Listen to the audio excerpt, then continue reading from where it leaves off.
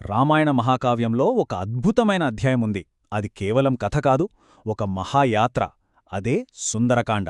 భక్తి, శక్తి, ఆశ ఈ మూడింటికి నిలువుట్టద్దం. సరే, మరి ఈరోజు మనం హనుమంతుని సాహసయాత్రలో ప్రయాణిద్దాం. ఈ ప్రయాణపు భారాన్నంతా మోసేది ఒక్కరే, ఆ వీరుడే హనుమంతుడు. ఆయన ముందున్నదేంటో తెలుసా? ఒక శత్రు సామ్రాజ్యం, సముద్రమంత పెద్ద అడ్డంకి.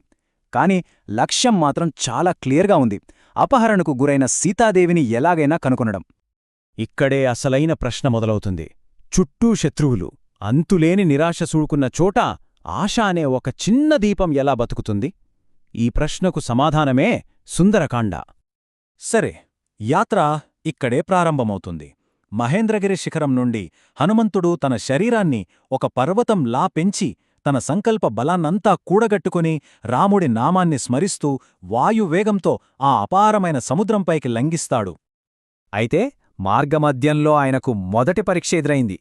సముద్రగర్భం నుండి మైనాకపర్వతం పైటి లేచి హనుమ కొంచెం విశ్రాంతి తీసుకోమని గౌరవంగా అభ్యర్థిస్తోంది.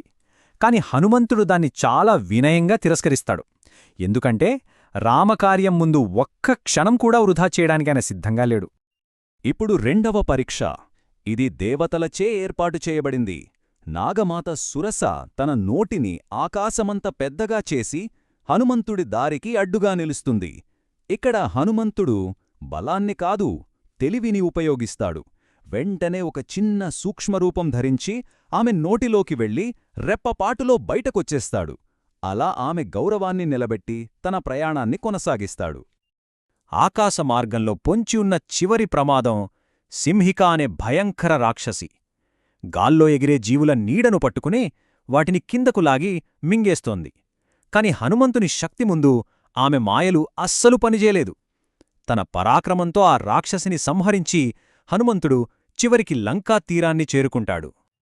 లంకలో అడుగుపెట్టగానే హనుమంతుడి వ్యూహం చూస్తే మనకు ఆశ్చర్యం వేస్తోంది. ఆయన వెంటనే అన్వేషణ మొదలుపెట్టడు. ఒక పిల్లి అంత చిన్న రూపం ధరించి నగరం మొత్తం నిద్రలోకి జారుకునే వరకు ఓపికగా ఎదురుచూస్తాడు. అప్పుడే ఆ శత్రుదుర్గంలో తన రహస్య అన్వేషణ మొదలవుతుంది. లంకలో మొదటి ఘర్షణ ఇది. ఇక్కడే హనుమంతుడి శక్తి ఏంటో అందరికీ తెలిసిపోతుంది. ఆ ఒక్క దెబ్బతో లంకిణికి ఒక భవిష్యవాణి గుర్తొస్తుంది. ఒక వానరుడు తనను ఓడించిన రోజే రాక్షసులకు వినాశనం మొదలవుతోందని బ్రహ్మ చెప్పిన మాటలామెకు గుర్తొస్తాయి. లంకలోని ప్రతి భవనం, ప్రతి మూల వెతికాడు. చివరకు రావణుడి అంతఃపురంలో కూడా వెతికాడు. కాని సీతమ్మ జాడ ఎక్కడా కనిపించలేదు. అంతటి సాహసం, అంత ప్రయాణం అంతా విఫలమైందా? ఆ క్షణంలో హనుమంతుని గుండె నిరాశతో నిండిపోయింది. ఆ నిస్సహాయ స్థితిలో ఆయన మనసులో భయంకరమైన ఆలోచనలు మెదిలాయి. విఫలమై తిరిగి వెళ్లడం కన్నా ఇక్కడే ప్రాణాలు వదలడం మేలు కదా అని. ఒక వీరుడు తన కర్తవ్యంలో ఓడిపోయినప్పుడు కలిగే వేదనాటి. నిరాశ అంచున నిలబడినప్పుడు హనుమంతుడికి తాను ఇంకా వెతకని ఒకే ఒక ప్రదేశం గుర్తుకొస్తోంది: అశోకవనం. ఇదే ఆయన చివరి ఆశ, చివరి ప్రయత్నం. అదొక అద్భుతమైన ఆవిష్కరణ క్షణం. శ్రీరాముడు చెప్పిన వర్ణనలతో అక్కడ చెట్టు కింద ఉన్న స్త్రీరూపాన్ని పోల్చి చూసి ఆమెయే సీతాదేవి అని హనుమంతుడు నిర్ధారించుకుంటాడు.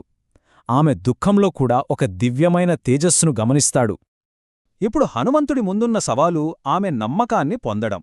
ఆయన చాలా వినయంగా రాముడి అంగుళీయకాన్ని అందిస్తాడు. దాన్ని చూడగానే సీతమ్మ సందేహాలన్నీ తొలగిపోయి ఆమె హృదయం ఆశతో నిండిపోతుంది.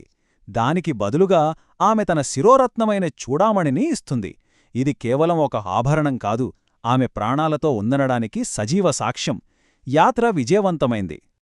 ఇప్పుడు ఈ కథ రహస్య యాత్ర నుండి మరో దశకు మారుతుంది.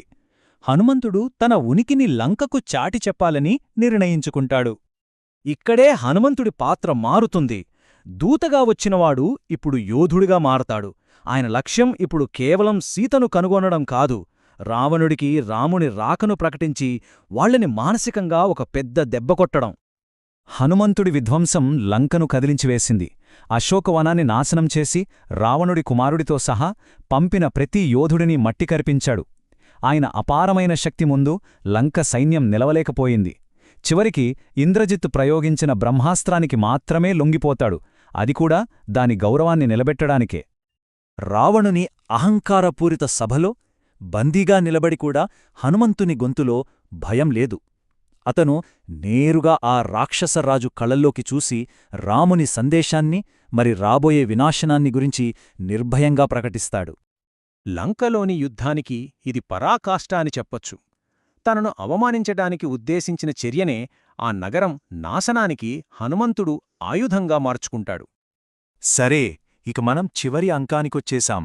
హనుమంతుణ్ణి విజయవంతమైన తిరుగు ప్రయాణం తనకోసం ఎదురుచూస్తున్న సహచరుల వద్దకు. అదొక ఆనందకరమైన ఉత్సాహభరితమైన పునఃకలయిక. విజయాన్ని చాటుతూ వాళ్లు మధువనాన్ని ధ్వంసం చేసి ఆనందోత్సాహాలతో సంబరాలు చేసుకుంటారు. ఆ తర్వాత రాముని వద్దకు వచ్చి హనుమంతుడు కేవలం ఒక్క వాక్యం చెప్తాడు. ఆ ఒక్క వాక్యం ఎన్నో రోజుల నిరీక్షణకు, నిరాశకు ముగింపు పలికింది. చూశాను సీతమ్మను. ఈ మాటలతో రామాయణ మహాకావ్యంలో తదుపరి ఘట్టానికి, ఆ మహాసంగ్రామానికి నాంది పలికింది. మాటలతో పాటు హనుమంతుడు సీతమ్మ ఇచ్చిన శిరోరత్నం చూడామణిని రాముడికి అందిస్తాడు. అది సీతమ్మ ప్రాణాలతో ఉందనడానికి, ఆమె నమ్మకం ఇంకా సజీవంగా ఉందనడానికి తిరుగులేని రుజువు. యాత్ర సంపూర్ణమైంది. ఈ అధ్యాయం పేర్లో ఉన్న ప్రాముఖ్యత ఇదే. ఇది కేవలం ఒక సాహసయాత్ర కాదు, చీకటి నుండి వెలుగులోకి, నిరాశ నుండి ఆశలోకి మారే ఒక అందమైన ప్రయాణం. హనుమంతుని యాత్ర ఒక ఆశను పునరుద్ధరించింది, శత్రువు బలాన్ని బయటపెట్టింది. ఇప్పుడు ఒకవైపు ధర్మం, మరోవైపు అధర్మం, ఒక మహాసంగ్రామానికి రంగం సిద్ధమైంది. చరిత్రలోని అత్యంత గొప్ప యుద్ధాలలో ఒకదానికి ఇక తెరలేవనుంది.